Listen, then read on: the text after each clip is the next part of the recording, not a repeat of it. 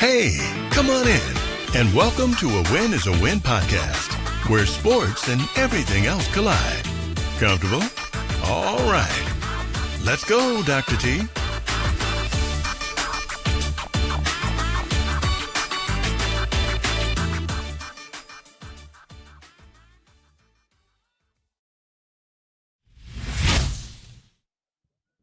Well, here we are, and we have painfully made it through All-Star quote unquote weekend. But before we get into all of that, don't forget to like, subscribe, and share this podcast. And don't forget to tell someone to tell somebody else to join A Win is a Win. And hey, go ahead and hit that like button. It just keeps us in the algorithm and lets people know, hey, there's a little podcast over there you might want to go check out. Don't forget to hit that notification bell so you know when a new episode drops. And remember, when you subscribe over here, it won't cost you a thing. You can catch us on Apple Podcast. You can catch us on Spotify. We are on iHeartRadio or wherever you get your podcast. So,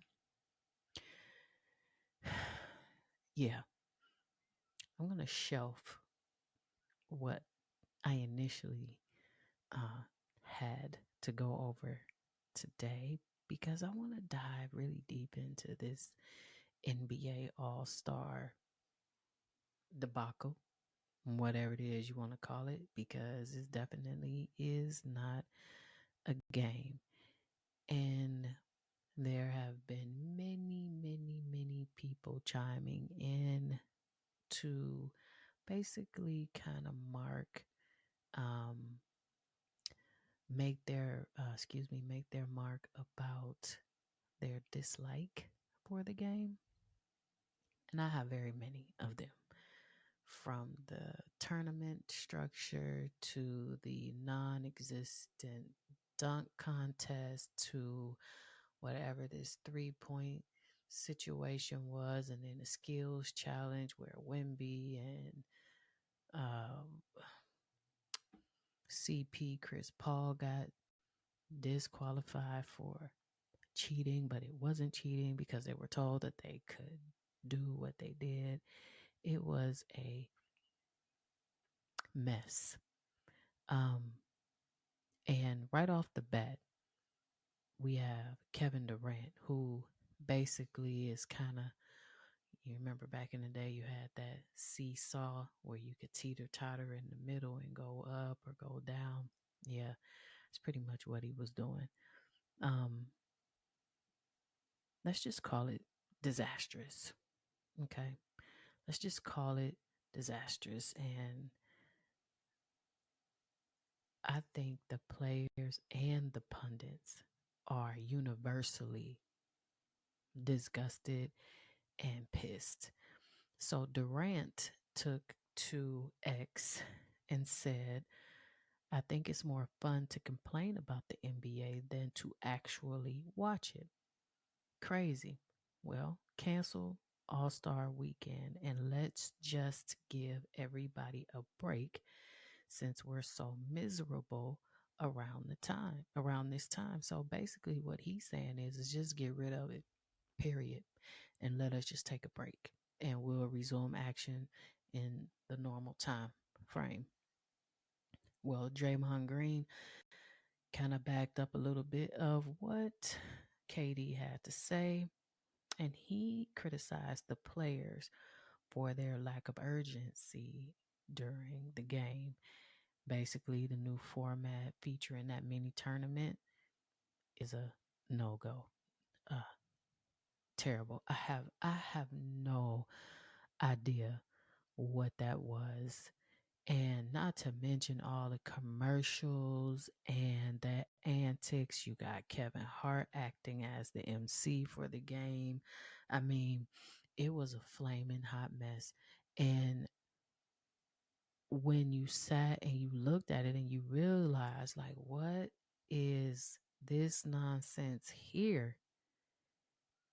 You have to wonder what is going to make your star players and even the rookie all stars buy into it, okay, well, I would go out on a limb to say that when I was growing up and we watched the All Star game, it was almost as if it was, how do I want to say this, a privilege to even be invited.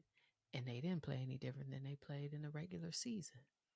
So I think what we're saying is a trend where your star players are just like, yeah, I'm going to just sit this one out.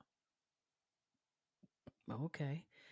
Well, you know, if you take a look at how your current NBA players are rating the game, most of them gave the All-Star weekend and the All-Star game 0 out of 10. And I don't blame them because it is not basketball. Okay. It's not 5-on-5 tournament with different games being played to 40 points instead of the traditional East versus West. Now, I believe it was Jokic who gave an idea and said, well, why don't you have the American players versus your Euro players? I don't know how that works either.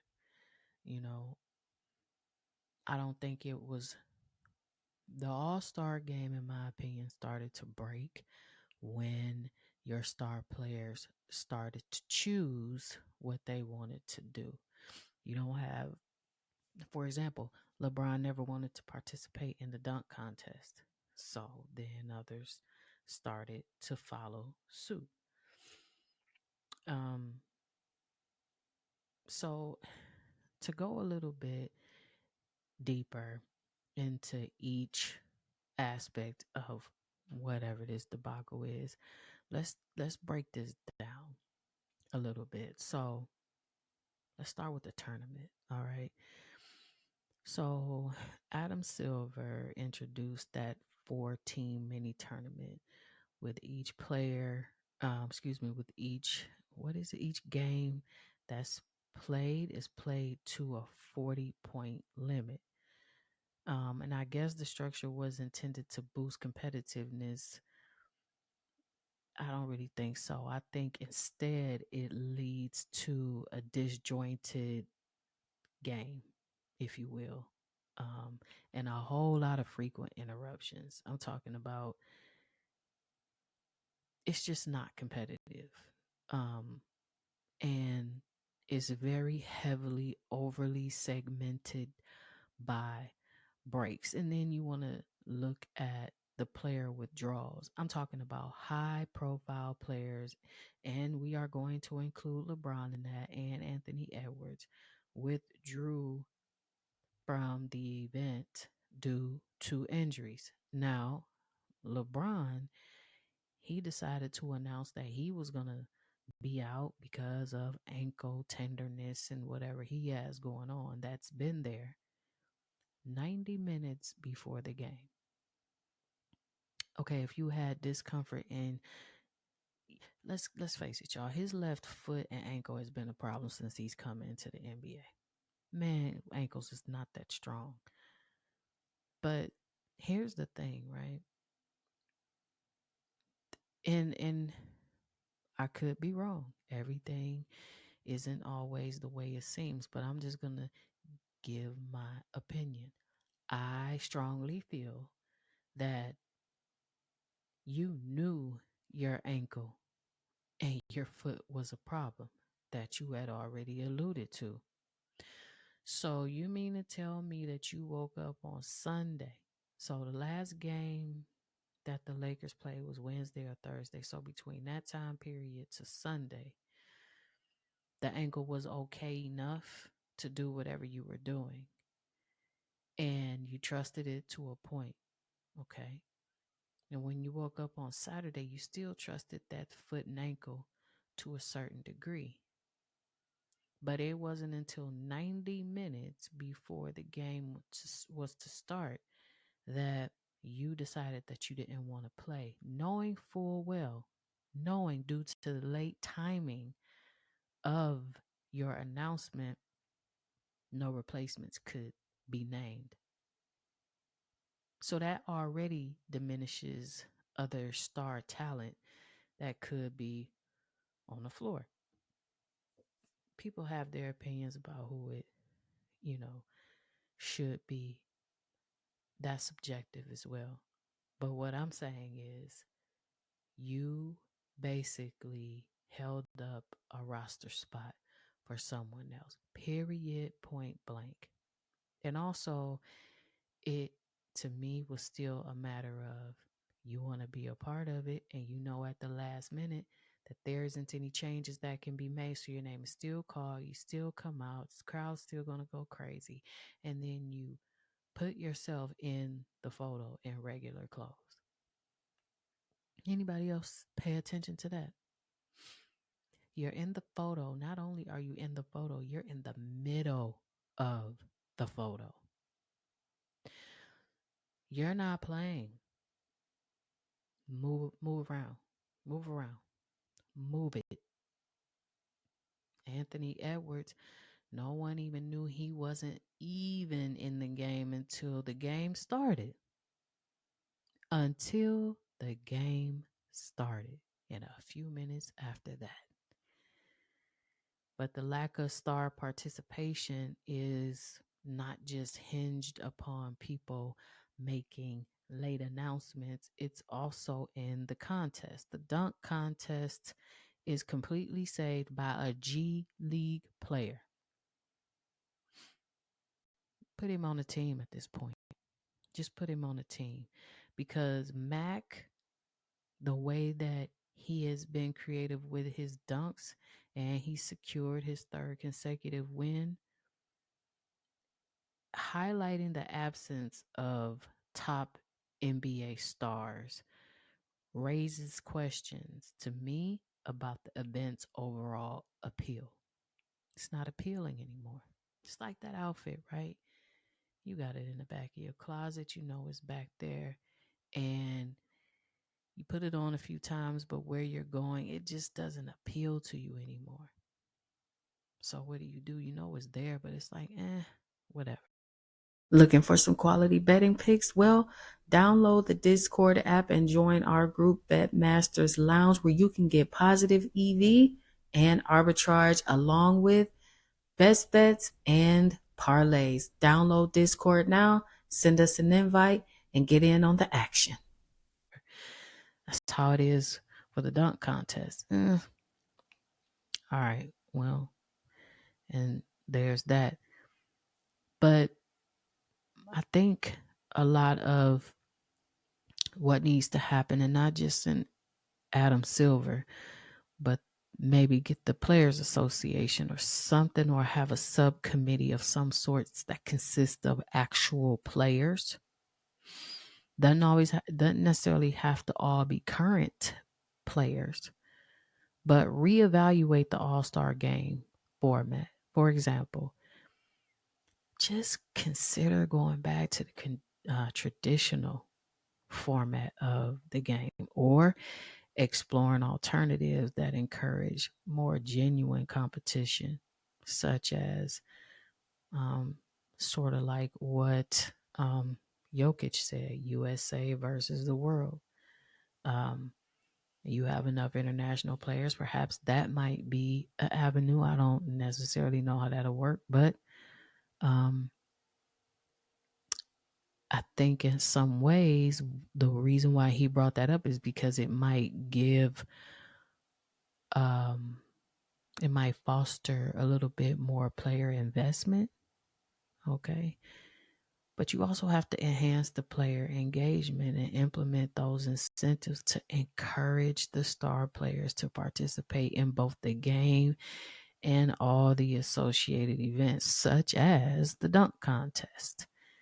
It is also to ensure fans have the opportunity to see their favorite athletes showcase their skills. It's enough clock management and downtime by these players during the game. I mean, you're limiting minutes so that they can rest. I've never heard, I've never in my life seen so many players that's just chilling on the sideline, like, oh, they're not suited up tonight. Oh, no, wow, this is a night of rest. Really? Huh. You also have to get into the concerns of the game. And sometimes you have to tackle a lot of the issues that's around the style of play. I mean, such as, look, the overemphasis on the 3-point shooting is just, that's not basketball. That's not, which a lot of people argue that it can affect the way that the game's entertainment value comes across. And I don't disagree.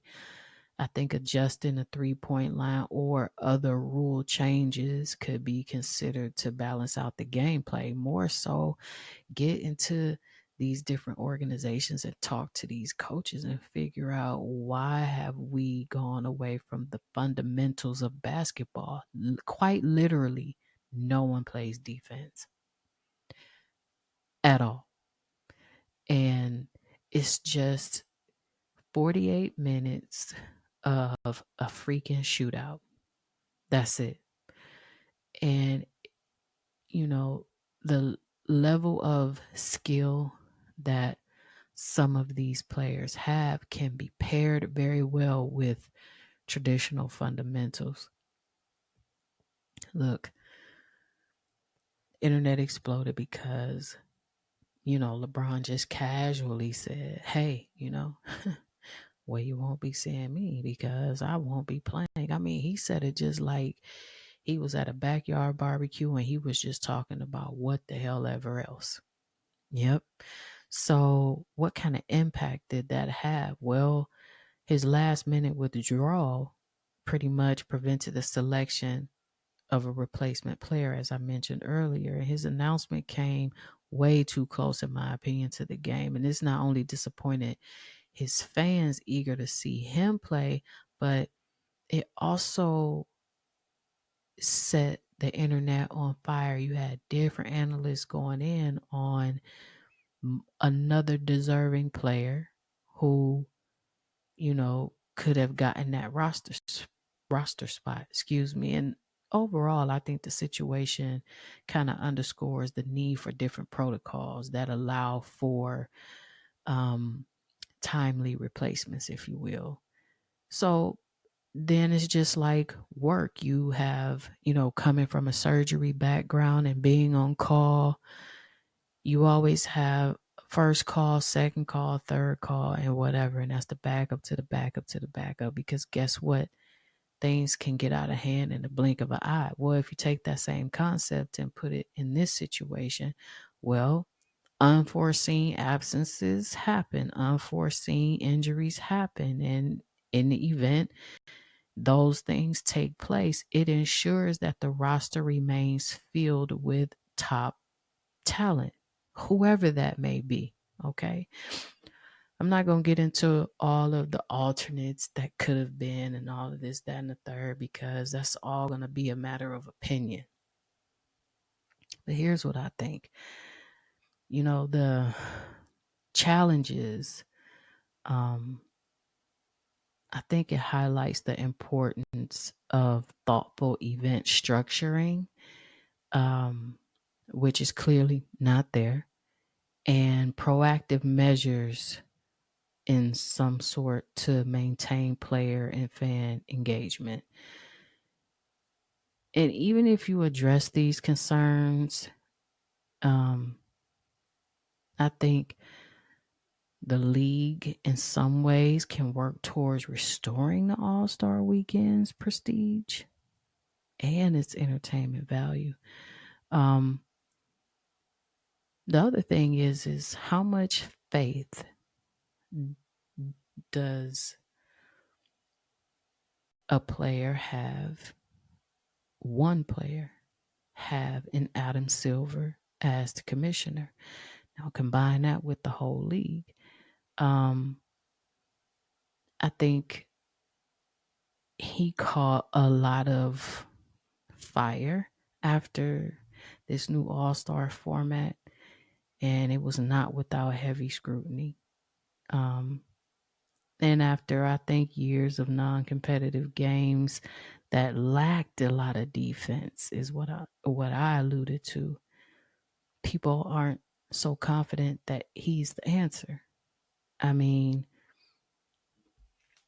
think of it like this: for that little mini tournament, you had one team wasn't even made up of all-stars, but rather of like the winners of the Rising Star Challenge to make up Team Candace Parker. And then you had Shaq's team ultimately went on to win the new format with the Warriors, right? You got Steph Curry, which he took on the MVP. Here's the thing. A lot of people have taken to social media and have called for the NBA to get a new commissioner. And that not just being fans, but players as well. And Trae Young is very upfront about how,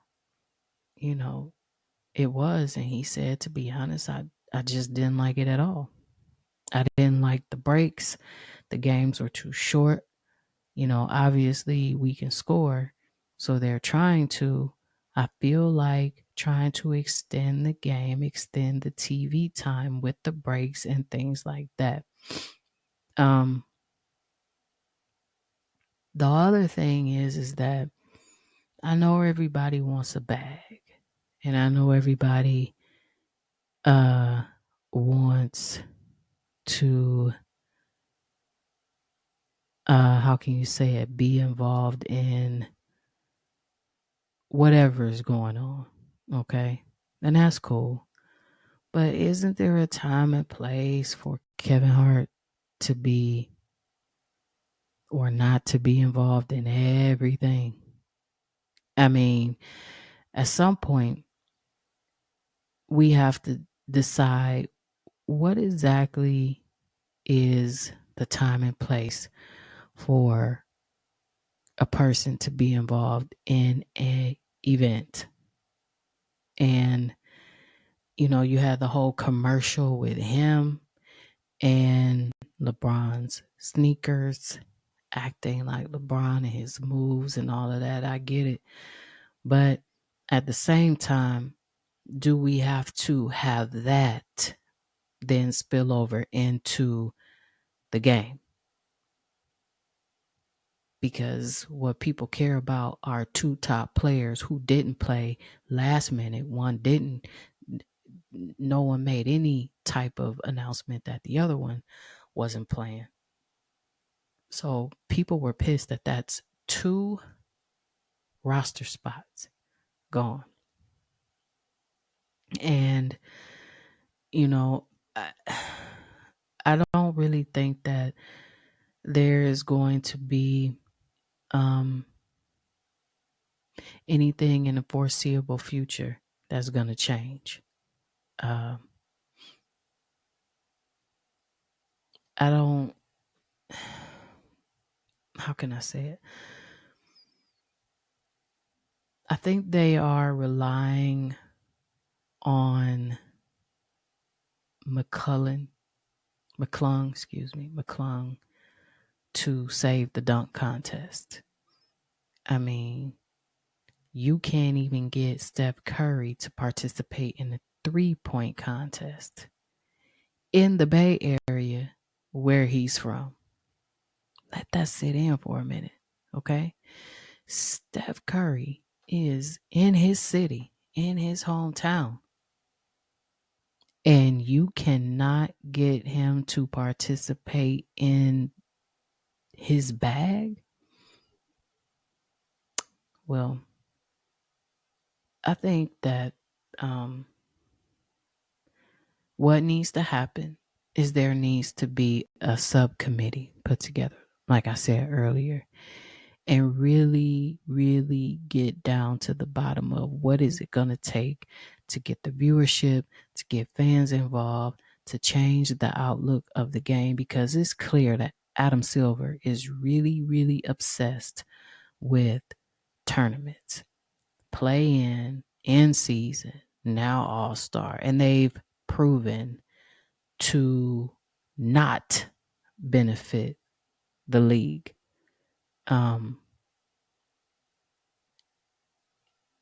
Even the people who didn't see anything wrong with it is a small portion to those who have seen an issue.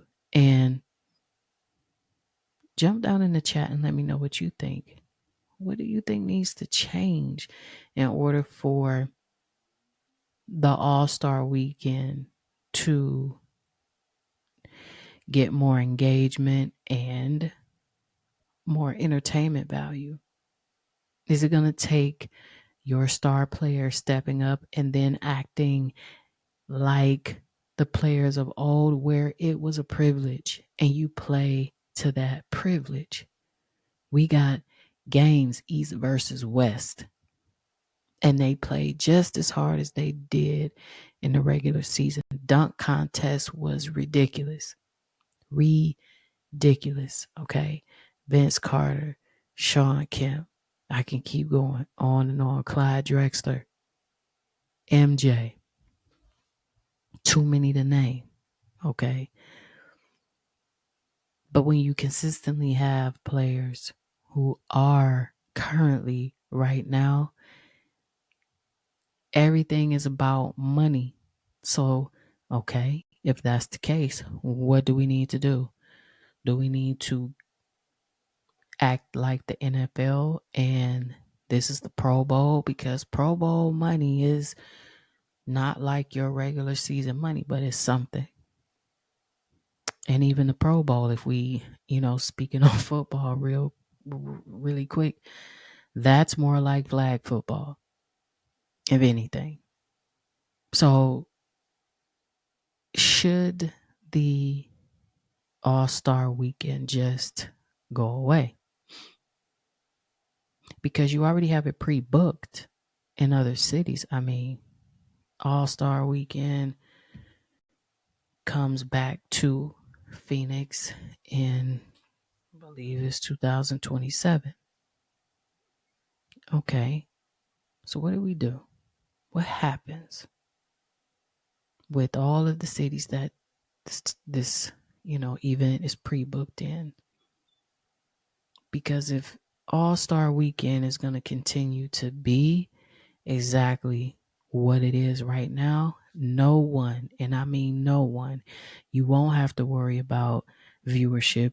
You won't have to worry about anything other than people simply not showing up.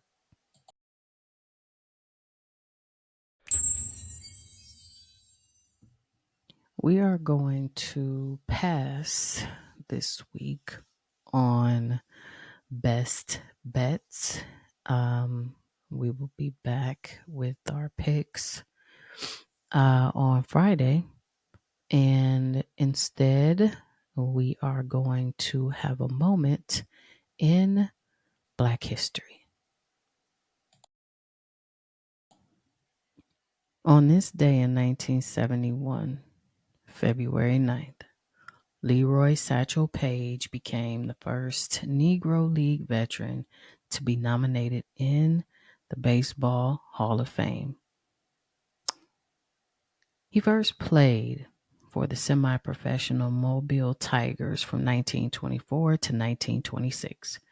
Paige began his professional career in 1926 with the Chattanooga Black Lookouts of the Negro Southern League and played his last professional game on June 21st, 1966 for the Peninsula Grays of the Carolina League. Paige was among the most famous and successful players from the Negro League. While his outstanding control as a pitcher was what first got him noticed, it was his infectious, cocky, enthusiastic personality and his love for the game that made him a star. On town tours across America, Page would have infielders sit down behind him and then routinely strike out the side. As a member of the Cleveland Indians, Page became the oldest rookie in Major League Baseball and attracted record crowds wherever he pitched.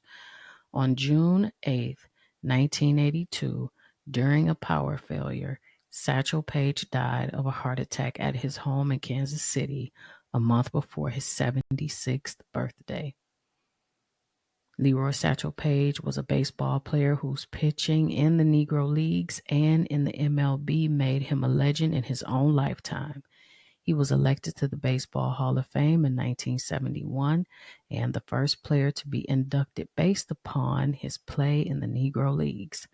Page was a right-handed pitcher and was the oldest rookie to play in the MLB at the age of 42.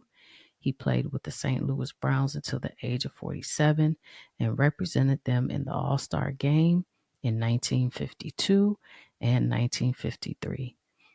We celebrate Satchel Paige in this moment in Black history. All right.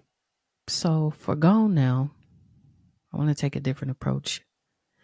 And I really want to dive into something that I've seen, and there's a lot of arguments around this subject, which is Black MAGA, and how some of our folks within our community are championing someone like Donald Trump along with his co-president Elon Musk. So I wanted to talk about something in the way that Carter G. Woodson did in his book, Miseducation of the Negro. But what I want to talk about in depth is not just political. It's about just the overall miseducation of our community, Black people, and how it affects our politics, our history, and even the way we seek validation in life and business. So I want to try to break down why so many Black people are supporting Trump, why that's part of a bigger issue, and how this cycle of misinformation keeps us collectively stuck. So this isn't about telling you how I think. It's about challenging you to think deeper. Because at the end of the day, misinformation isn't just about what we don't know. It's about what we think we know that just isn't true. So let's get into this. So have you ever heard the saying, if you can control a man's thinking, you don't have to worry about his actions? Yeah, well, that's coming from Carter G. Woodson from Miseducation of the Negro. And that's exactly what we're dealing with today. Misconceptions that keep us running in circles. So let's start with a little bit of history. How much do we really know about our own political and economic power? We were never taught about Black Wall Street in school for a reason. We were never told that after slavery, we built thriving communities that were intentionally burned down. Instead, we were fed the idea that we were just poor and helpless, waiting for white people to save us. Fast forward to now, this is exactly why we see so many Black people confused about politics. Let me tell you what I mean. Why are so many of us supporting Trump? All right, now let's be real. It's not because of deep political analysis. You can cut that out right now. It's because of a mix of misinformation, emotional marketing, and a desperation for an alternative to a system that's never truly worked for us.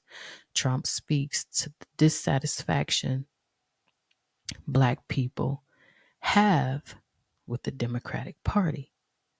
But what has he actually done? We get sold the idea that he gave money to HBCUs or freed rappers from jail, but that's not the policy, that's pandering. Meanwhile, voter suppression, economic policies that widen the wealth gaps, and a legal system that still disproportionately locks up a very large amount of Black people is still very much in place. But some of us eat up the narrative that he was better for us because it's easier than facing the reality that both parties have basically played us. So, what's the validation? Well, to me, it's a validation trap. But here's the real issue. Here's the real issue. It's deeper than Trump. That's just the surface of it.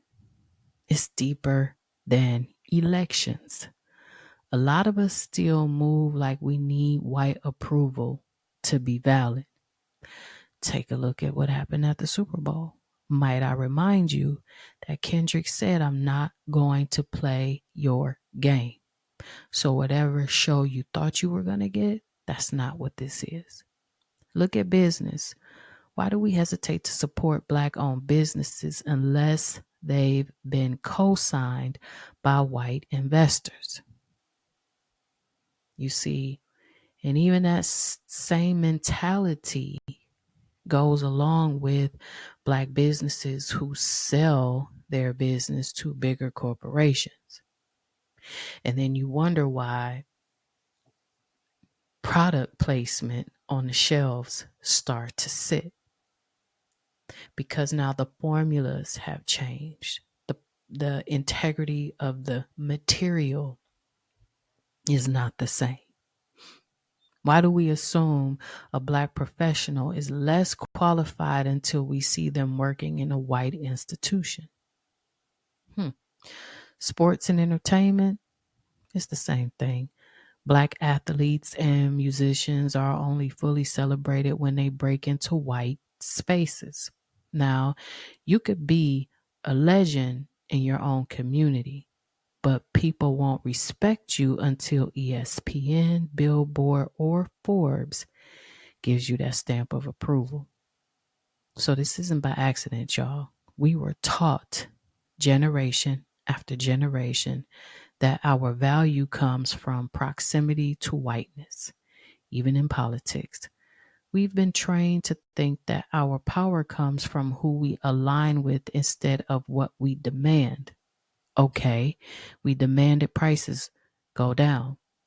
Well, the game is I know what they want, and I'm going to let them believe that that's what I'm going to do. But guess what? Nah, that's not what's going on. See, I need to use this group of people to push an agenda that's false so that I can really get into office to do what it is that I want to do, which is what we're seeing now. See, he told you he knew nothing about Project 2025. But then when he got in office, every single thing about Project 2025 came into existence. This isn't about a stimulus check. Oh, I'm going to get another stimmy, because you have not really understood that that money was not free money. That money had already been approved by the prior administration before he had come into office. So when Uncle Sam double backs during tax time and tells you your taxes are higher, you owe, or your refund is less, you understand why. Illegal PPP loans, and people fed into a crooked businessman's scheme. And what happened? A good portion of those people are still currently locked up.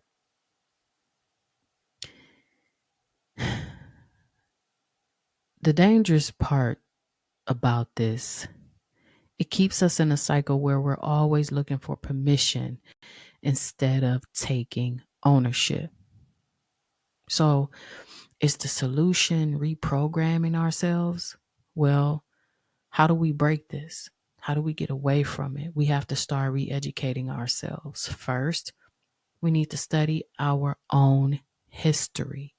And I'm not talking about the watered down version they teach you in school. I mean books like Powernomics by Dr. Claude Anderson, real studies on economic self-sufficiency and actual understanding how this country operates beyond the surface level talking points. And then second, we need to vote strategically, not just for the hype or whoever our parents or social media tells us to. See, they took F around and find out, okay? They turned it into something now that is very political. That means that Black MAGA, those who are not still on their knees, and the red states that directly benefited from the same programs that have been cut have now been slapped all upside the head.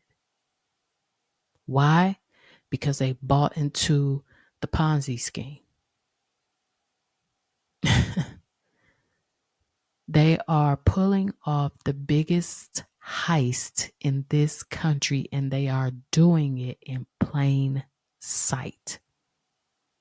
So while the same people were running to the polls and believing that on day one he was going to stop the war in Ukraine, on day one he was going to lower the prices on groceries, on day one it was this, on day one it was that, and now we are at week whatever, and the only thing that he has successfully done with whatever Elon Musk is, successfully turn this country upside down. So now people are upset who voted for him. This is not what we voted for, of course, because he picked a party that would be stupid enough to let him run under their umbrella just so he can get in the office and do exactly what he's doing. And the people who voted bought into it. Politicians, all politicians need to earn our votes by delivering results, not just showing up at a Black church every 4 years or at a daycare center to hold little kids' hands, or I might go through the hood and do some type of outreach. We have to build our own tables instead of waiting for a seat at someone else's. That means supporting Black businesses, creating our own media platforms, and shifting our mindset from waiting to be accepted to building something that is undeniable. So, the miseducation of the Negro wasn't just about schools. It was about the way Black people have been programmed to think. And so then you have someone that ran for office that played on just that factor. Gone now. The way we keep falling for the same distractions, the way we chase acceptance instead of power.